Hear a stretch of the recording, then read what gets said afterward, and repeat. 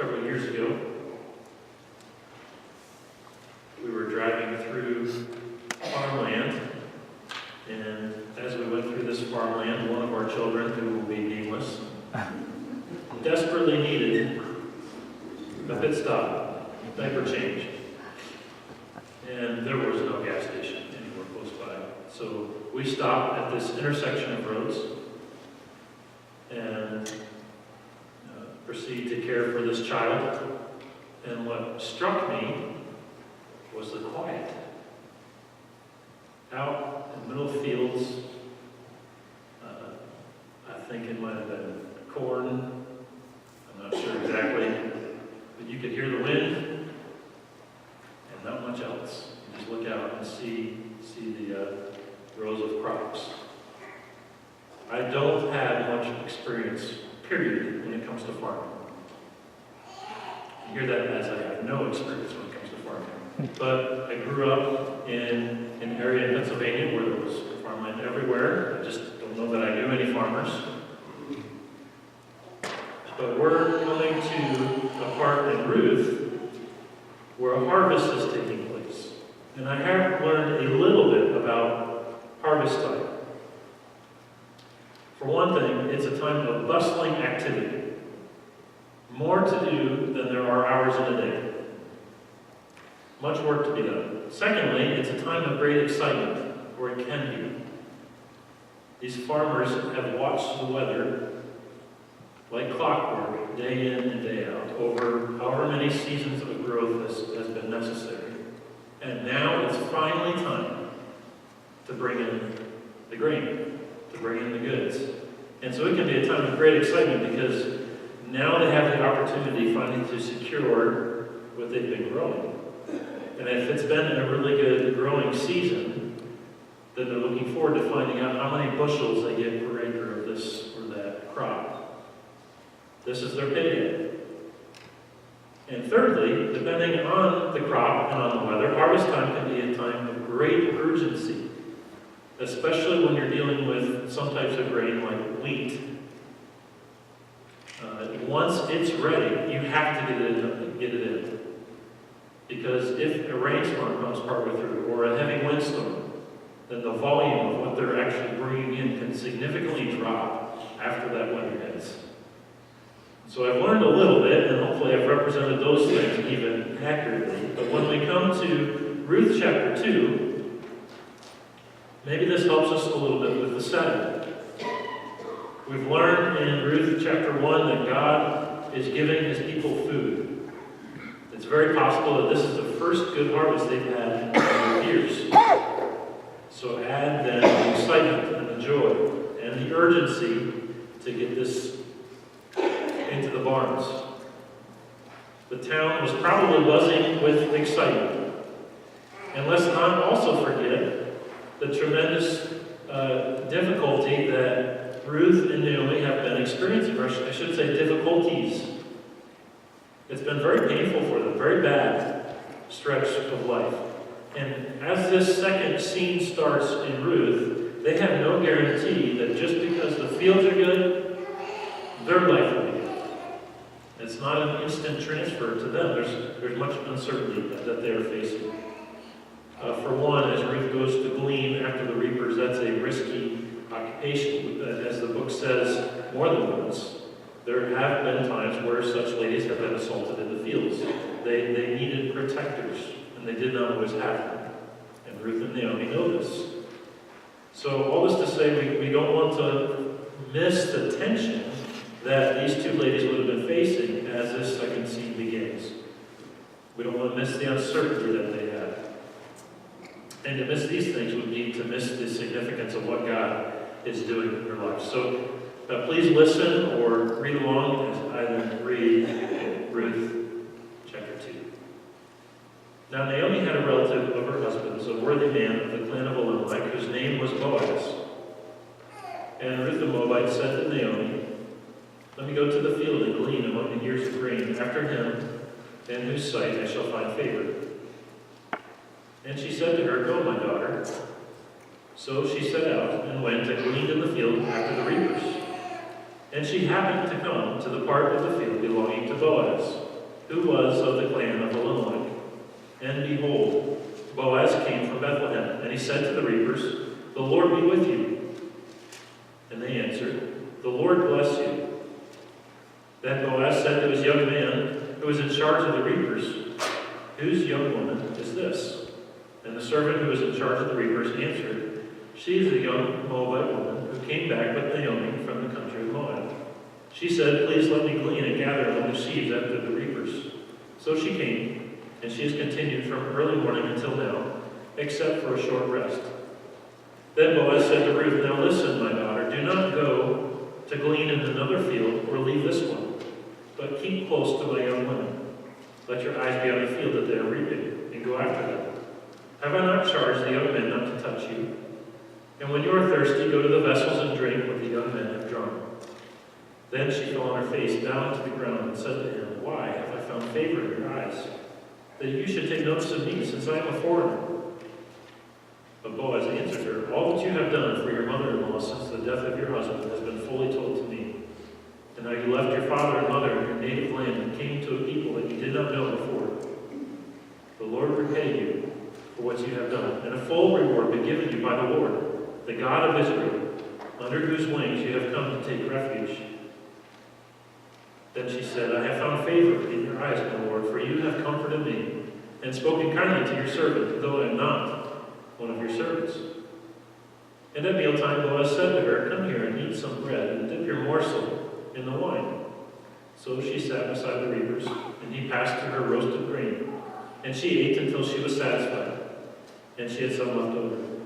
When she rose to glean, Boaz instructed his young men, saying, "Let her glean even among the sheaves, and do not reproach her. And also pull out some from the bundles for her, and leave it for her to glean, and do not rebuke her." So she gleaned in the field until evening. Then she beat out what she had gleaned, and it was about an ephah of barley. And she took it up and went into the city. Her mother-in-law saw what she had gleaned. She also brought out and gave her what food she had left over after being satisfied. And her mother-in-law said to her, "Where did you glean today? And where have you worked? Blessed be the man who took notice of you." So she told her mother-in-law with whom she had worked, and said, "The man's name with whom I work today is Boaz." And Naomi said to her daughter-in-law, "May he be blessed by the Lord, whose kindness has not forsaken the living or the dead." Naomi also said to her, "The man is a close relative of ours, one of our redeemers." And Ruth the Moabite said, "Besides, he said to me, 'You shall keep close by my young men until they have finished all my harvest.'" And Naomi said to Ruth, her daughter-in-law, "It is good, my daughter, that you go out with these young women, lest in another field you be assaulted." So she kept close to the young women of Boaz, gleaning until the end of the barley and wheat harvests, and she lived with her mother-in-law. As we see the loss, the grief, the shame, the pain, the uncertainty that Naomi and in many ways Ruth carry with them into the second scene, we are then all the more ready to see the beauty of God's providence. And this is the theme for this morning. See the beauty of God's providence, of God's control, of God's working through the normal activities of people. I believe that we see the beauty of God's providence in what the three main characters of this book actually find in this second scene.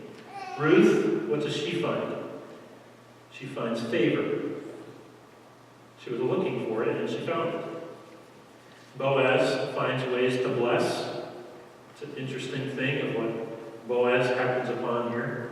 And then third, Naomi finds hope. So we're going to look at these three characters and see what they found as fruit of what God had been working to do. See the beauty of God's providence. Number one, Ruth finds favor. I don't have verses after these main points because we're kind of drawing from the whole chapter. So we're going to bounce around a little bit and see what is going on with each of these three characters. And my desire is that in doing so, we'll understand the second scene a little bit better. As Ruth begins speaking in this scene, she's very quick to know the weakness of her plan. What is she planning to do? She wants to go and glean. And by that is expressed the idea that as the reapers go through, then she is going afterwards trying to pick up what they missed. So she is not one of the primary reapers that those people are working for Boaz to bring in his crop. She is going after them. And she requests from Naomi, let me go to the field and glean among the ears of grain. She's willing to work. In fact, we learn from this second scene that she's a very hard worker. But she knew that working alone would not be enough. What else did she need? She needed someone to show her favor. As she says in verse 2, in whose sight I shall find favor. She wants to be gleaning after somebody who shows her favor. So there's a combination here. She knows she has responsibility, but she knows that also, if it's just left up to her, she might not be able to get enough for her and Naomi. And also there's this question of safety.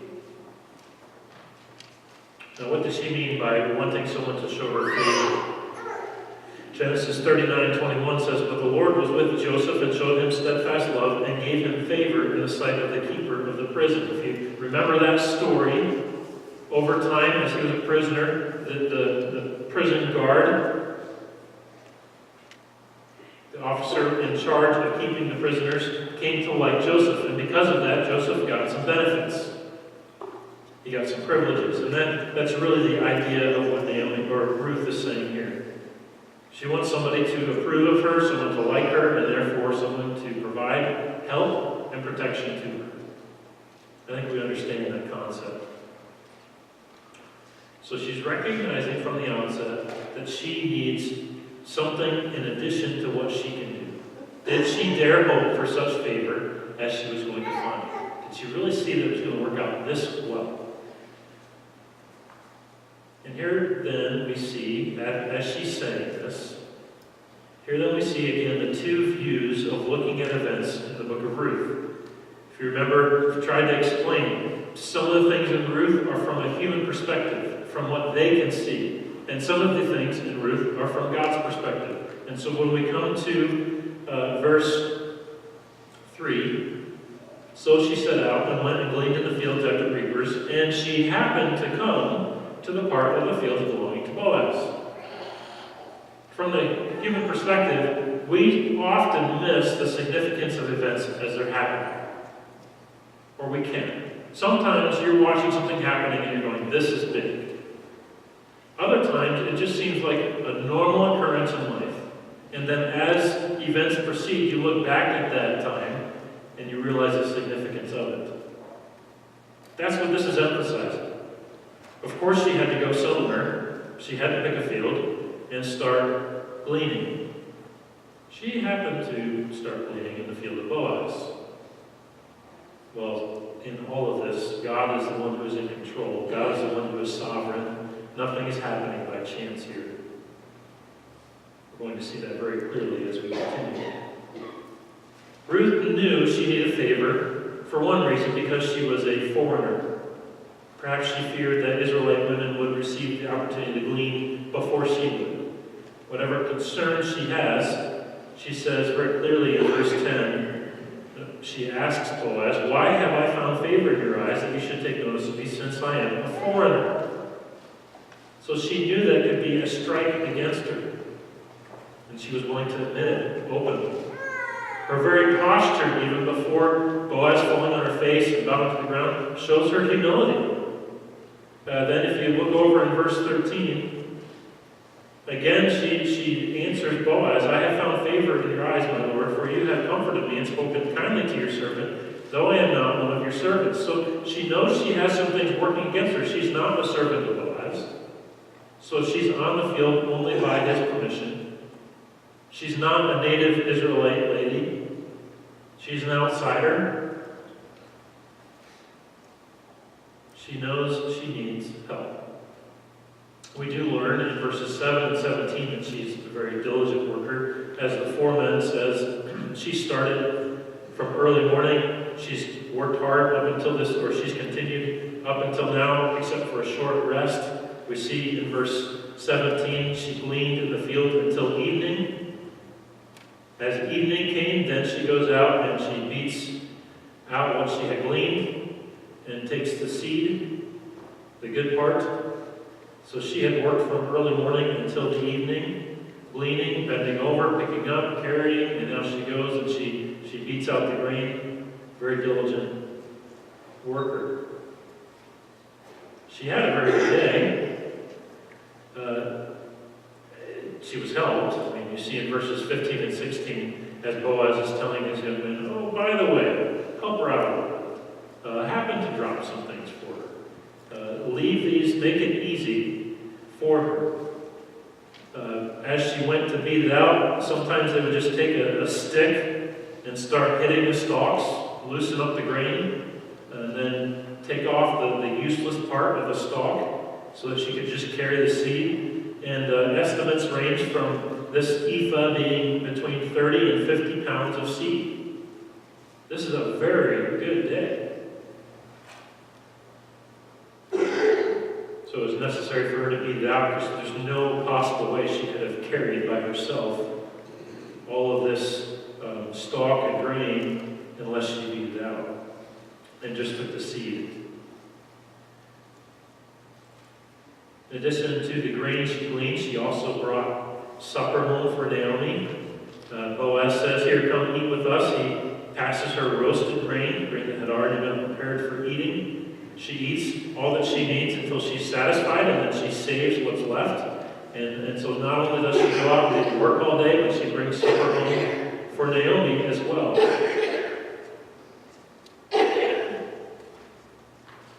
So we see much that commends Ruth to us. But before moving on from Ruth, I'd like us to look just a little bit more at the combination of her work ethic and her awareness that she needed help.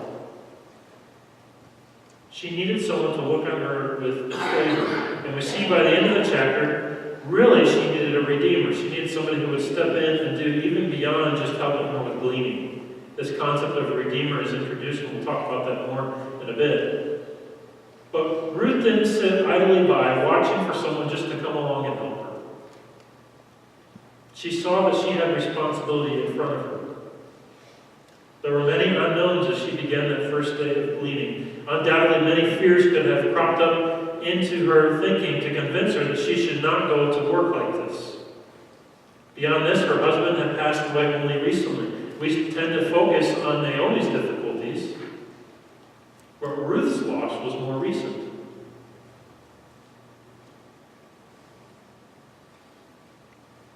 Yet here's Ruth continuing on, being faithful with the task before her. She sees the care of Naomi as her own personal responsibility. Now, by this I'm not meaning to communicate that going through the grieving process is wrong. I don't know how Ruth handled the loss of her husband. And maybe going out to work was therapeutic for her. There's just much that we don't know there. But we see Ruth's mentality and behavior as somebody who knew her limitations, who knew what was against her, but also knew her responsibilities. She knew where the end was. She knew that she could work, but there were things that had to happen that she could not control. For many of us, that's a scary line to come up to. We don't want to think about what we can't control. We want to stay very far away from that. God provided what she could not. She was faithful in what she could do. This is a beautiful picture of God's providence. That in the morning, a widow enters into the bustling activity of harvest without a protector and needing to provide for two. And in the evening, she returns with dinner for her mother-in-law, as well as a generous supply of grain for the days ahead. All because she happened to find one who would show her favor. It's a beautiful picture of God's providence. Do you see difficult days ahead? You can't decide which is more difficult, the tasks that you know you need to do, or the parts that you have no control over. Here's a woman who found refuge in the one true God and went forward in faith. God knows, God sees, God is ever working. She didn't know how that would pan out, but she did know that she could do something. And so we see this combination. Faith, I believe, as we'll see more of when we get to Boaz here, there was faith in Ruth, but also accepting responsibility and moving ahead. When Ruth returns to Naomi, she seems barely able to get a word in at the beginning of the conversation. Go to the last paragraph of the chapter, verse 18. And she took it up and went into the city. Her mother-in-law saw what she had gleaned. She also brought out and gave her what food she had left over after being satisfied. And who's the main speaker now? Her mother-in-law said to her, "Where did you glean today? Where have you worked? Blessed be the man who took notice of you," even before we see Ruth say a word. This was a good day. Naomi knew it instantly as she saw Ruth return. She identifies her benefactor as Boaz. Her safety and her take-home pay showed that she had found what she needed. She had found favor. Who is this man in whose eyes she found favor? Let's meet Boaz. Point number 2, Boaz finds a way to bless. In a comment that the narrator of the story inserts between scene 1 and scene 2, we find that there's a man named Boaz. Chapter 2, verse 1. Now Naomi had a relative of her husband's, a worthy man of the clan of Elimelech, whose name was Boaz. This man is related to Naomi's husband, and the description here could be used at times in a different context to show that he was an excellent soldier, but with this context that we have, it's more of a reference to his wealth, to his social standing, and to his character, as you see represented in the translation, worthy. This was a man of standing. As the story unfolds, we learn that he's a stable landowner who has standing in the city gate. We'll see that later in the book. And he has respect from others in the community. The contrast between him and the 3 men in Ruth 1 is very striking. Elimelech and Mahlon and Chilion. Even as scene 2 begins, we see the contrast also between Naomi and Ruth and Boaz. Here was a wealthy man with a good reputation and authority over others. Partway through the day of harvest, Boaz arrives at one of his fields. He greets the foreman who was supervising the reapers. There were several reapers. Today's way of getting the grain in is you send out one person with a combine. Back in the day, there were many people who were doing this in the field, going out and cutting down the grain and looking to gather it up.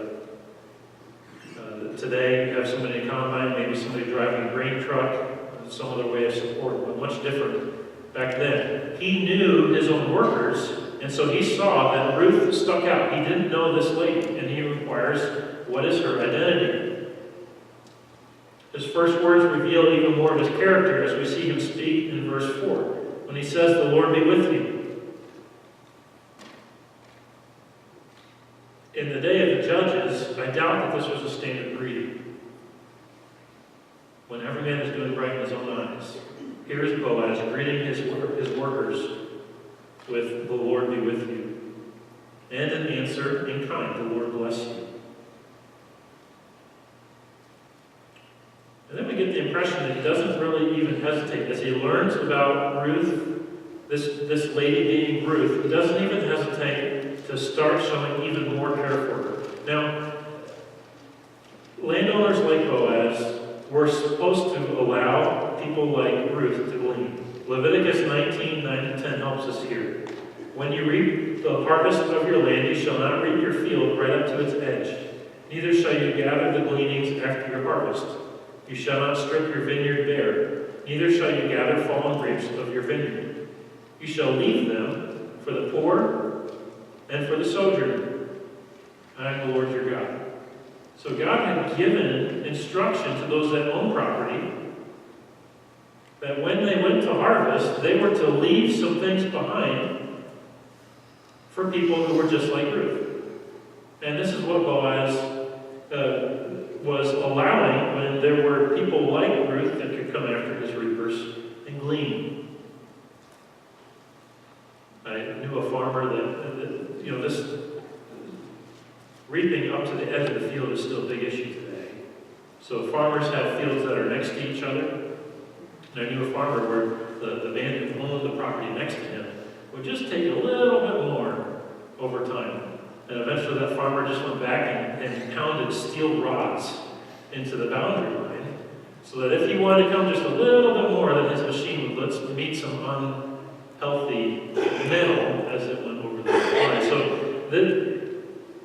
getting the most out of your property is part of what farmers do, and we don't fault them for that. This is their livelihood. Boaz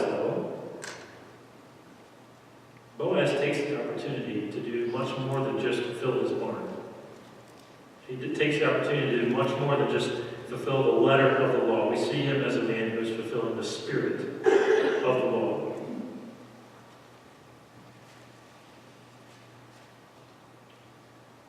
When it's time to eat during the day, Boaz makes sure that she has food and wine in verse 14. Then he goes even further, giving clear instructions, like we said in verses 15 and 16, to his workers to just make it very easy for her to have a good, productive day of getting in food. He doesn't take away the responsibility of her work. He just makes it more profitable for her. He still sees value in her doing what she's doing. To Boaz, those who acted like Ruth were to be treated with utmost respect and care. That's why he goes through such lengths to help her. He was a fellow believer in God, and he showed that he was following the spirit of the law, not just the letter.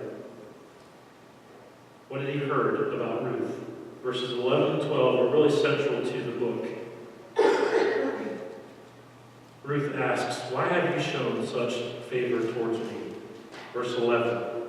But Boaz answered, "All that you have done for your mother-in-law since the death of your husband has been fully told to me, and how you left your father and mother and your native land and came to a people that you did not know before. If he just stopped here, think of how much he is ministering to Ruth. She's made these sacrifices not expecting people to take notice, not expecting people to be impressed. She's made these sacrifices because she believes they're right. And Boaz is telling her, no, I've heard. I've heard about what you've done for your mother-in-law. I've heard about the difficulty of losing your husband." But then he goes on, verse 12.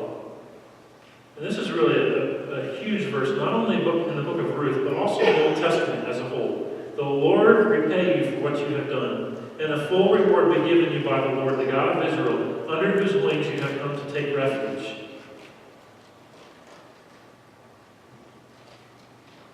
So Boaz is going beyond just saying, "I know you need help." He's saying, "No, I see that you're another believer. You're one who has turned to God, not just within Israel, but one who was born outside of Israel. And now you are being faithful to your mother-in-law. You're one who has come to take refuge under the one true God, the God of Israel. Why should I not show you favor? Why should I not help such a one as you?" Boaz finds a kindred spirit here in a young woman who is gleaning in his field. Here's a worthy woman, as he says. Later, in 3:11, he calls her a worthy woman, a term very similar to the description of Boaz himself in chapter 2, verse 1.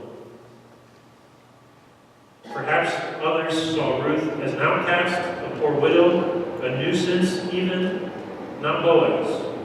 Through eyes of faith, he saw a fellow believer. And here was his opportunity to bless her abundantly, to encourage her in the midst of difficult or right choices that she was making. Now we should recognize that such help is not always easy to give. Why is it not easy? Well, there has to be discretion and wisdom on the part of the giver. She still worked, even though she benefited from his generosity. She worked hard. Perhaps we wonder why Boaz did not pursue Ruth for marriage sooner. In fact, he's not even the one who pursued her. But we can at least recognize that there might have been some reserve in his mind, not wanting to force Ruth into any type of arrangement. When Ruth approaches him for marriage in chapter 3, the idea of marrying her was not new to him. It seems that he had considered it, but he is pleasantly surprised that she didn't pursue other men before him. He's a man who did not throw around his wealth for his advantage.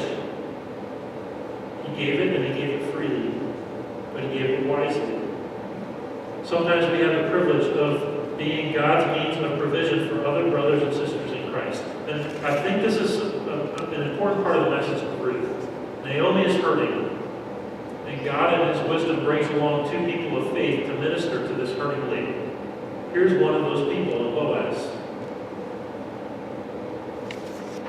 He did not think that Ruth was foolish. He did not think she was crazy. He had been encouraged by her testimony of turning to God and caring for her mother-in-law. Then he arrives in his field to find her there. He knew just what to do. Bless. Bless abundantly. Encourage. Keep her around. She would be the kind of example to others that a landowner and a businessman would value. Here's a hard worker. And a worker with definite moral values. Faith.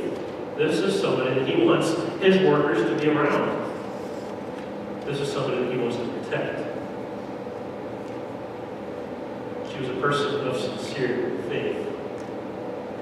Just encourage us to be encouragers to others in their walk of faith. We need more people like Boaz. He knew what was most valuable, and it wasn't his crops. His heart was guarded from seeing himself as better than others. You can see that in how he treats his foreman and how he treats Ruth.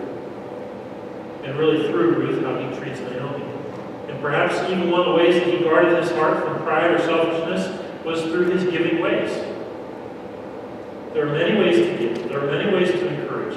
And seeing people like Ruth as more important than setting new records for harvest intake, in doing so, Boaz becomes the means of God's care for Ruth.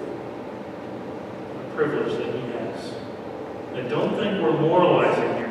The core of this second scene is that somebody had taken refuge under the God of Israel, and that somebody was Ruth.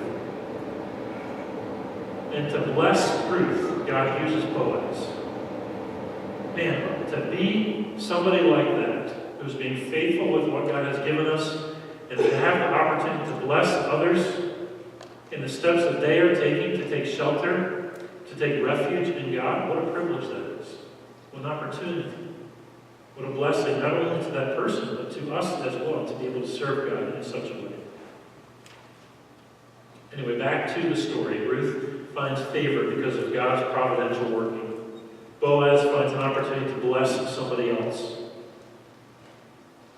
What does Naomi find? Naomi finds hope. The last two times that we see Naomi speaking are in chapter 1, verses 20-21, and then chapter 2, verse 2. So at the end of chapter 1, what kind of things is she saying? Don't call me Naomi, call me Mara, call me bitterness, for the Almighty has dealt very bitterly with me. I went away full, and the Lord has brought me back empty. Why call me Naomi when the Lord has testified against me, and the Almighty has brought calamity upon me? Yikes. She's being honest in what she believes. She's showing where her heart is. And then we see in chapter 2, verse 2, Ruth asks for permission to go and glean, and she says, go my own. Those are the last times that we see her speak. How much hope did she hold out for Ruth to actually be able to find someone to show her favor? We really can't know. As I said last week, her age, a conservative estimate would be probably around 50. So going from morning to evening at this thing that she doesn't normally do, of gleaning, would have been a very difficult thing for her to do. So maybe she's just realizing this is the best of bad options for them and sending Ruth out. But she was clearly surprised when Ruth returned. How do we know that she was surprised? As we already pointed out, these quick statements that she says. In verse 19, she asks two very similar questions. Where did you glean? Where have you worked? Probably expressing excitement on her part. And then a quick blessed be the man who took notice of you. We see that Naomi is already drawing the conclusion, even before Ruth answers, that someone had indeed shown her favor. Ruth said she wants to go out and find somebody who will show her favor. Naomi is drawing the conclusion based on the amount of grain that she brings back. You got help. Something went well today. Who was that man? Very logical conclusion that she makes. When she learns the name of this generous benefactor, Naomi shows a striking turnaround. When she only recently had been expressing bitterness, struggle. Blessed be the man who took notice of you. So she told her mother-in-law, verse 19. The man whose name with whom I work today is Boaz. Naomi says to her daughter-in-law, may he be blessed by the Lord. So twice now she has said these blessings. She's excited. You see hope dawning on her face. Maybe things will improve. Maybe things are improved. She again calls for God to bless this man, but she goes on to say, whose kindness has not forsaken the living or the dead. The kindness to which she refers is the same kindness that she called on God to show Orpah and Ruth in scene 1. So back in Ruth chapter 1, verse 8, when Naomi said to her two daughters-in-law, go, return each of you to her mother's house. May the Lord deal kindly with you. There's our word, kindly, as you have dealt with the dead and with me. And now she's saying, may he be blessed by the Lord, whose kindness has not forsaken the living or the dead. But the question is, to whom is Naomi referring? Is she saying that God's kindness has not forsaken the living or the dead? Or is she saying that of Boaz's kindness? This is one of the debated issues in the commentaries as well. I think it's probably better for us to understand that she's describing Boaz. See, why do you think that she's saying here, basically describing Boaz as the one who is showing kindness and not forsaking the living or the dead? Because of what she says after that. Naomi also said to her, the man is a close relative of yours, one of our redeemers. So his kindness is seeing that somebody who's a relative of his needs help. And really the only reason that they're relatives is through the marriage of Elimelech. So Elimelech has died, and Boaz is stepping in to care for those that Elimelech left behind. May he be blessed by the Lord. 2 Samuel 2:5 gives a similar statement. David sent out messengers to the men of Jabesh Gilead and said to them, may you be blessed by the Lord, because you showed loyalty to Saul your Lord and buried him. So they show this kindness to Saul, and David calls on God to bless them for it. Boaz shows kindness to Naomi and Ruth, and so Naomi calls on God to bless him for it. In her explanation, Naomi calls Boaz, this close relative, and one of their redeemers. In doing so, we encounter a key term in the book, redeemer. But what exactly did Naomi have in mind? What was she hoping Boaz would do? Well, it's a little uncertain. Redeemers did several things, or could do several things in the Old Testament times. None of them involved marrying. One thing that they could do, a redeemer could do, was to ensure that the hereditary property of the clan never passed out of the clan. So buy it back so it stayed in the family. Another thing they could do was to maintain the freedom of individuals who had gone into slavery. So buy them back so that they could be free, members of their family. A third thing would be to go and track down and execute those who had killed a near relative. It was a form of justice in those days. The fourth thing was to receive restitution of money on behalf of a victim of a crime who had been killed. So if a relative had been killed, then that redeemer would receive restitution money for that death. And number 5 was to ensure that justice was served in the lawsuit involving a relative, so they could step in and help with the lawsuit. Those were different things that are recognized in the Old Testament of what a redeemer would do for somebody who was a relative. None of them involve marrying, but they do convey this idea that family or clan was important. And so when somebody was hurting within the family, within the clan, and people had opportunity, they were to step in and help. But since none of these responsibilities have to do with marrying, Naomi is opening the door for the reader to hope for more from Boaz, but really, it's unclear what that help will be yet. Here's somebody who wants to be there for them. What is that help going to look like? And that's how the second scene ends. Now you can cheat a little bit, go to scene chapter 3, or scene in Ruth 3, and see that Naomi has plans for this Redeemer. She's going to try to make them happen. But this is where we come to the end of this second scene. I've said some things about Ruth and Boaz, about being faithful with what is before you while trusting God with things you cannot do, and about being faithful with opportunities to bless and encourage others in the faith. But even more than these things, we should see in this chapter the loving hand of God, that he would bring these two people of faith into the life of Naomi. She could not have had a better daughter-in-law. She couldn't. Somebody who would be faithful to her and care for her. And apparently this Boaz guy held some promise for the future as well. Here's one of the many astounding things about our God. Even when his people try to keep him at arm's length, he is still their God. Isn't that wonderful about our Father? Even when his people try to keep him at arm's length. That's what Naomi is doing in Ruth 1.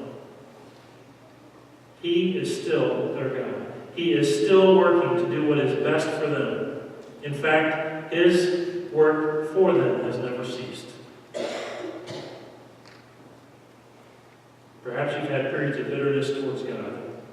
See the astounding, loyal love of God in your life. It's there. God has never ceased working for his people. For Naomi, it was God bringing along two people of solid faith that cared for her, that showed steadfast love towards her. Start looking around. Where is God's providence quietly blessing your life, even now? Perhaps you can only see the pain in front of you. Plead for God's grace to see his care as well. May we all be those who find our refuge in God. May we all be those who bless others in the faith, encouraging them as they press on in faithfulness to God. May we be those who find our hope in God, being astounded by his providential care for his people.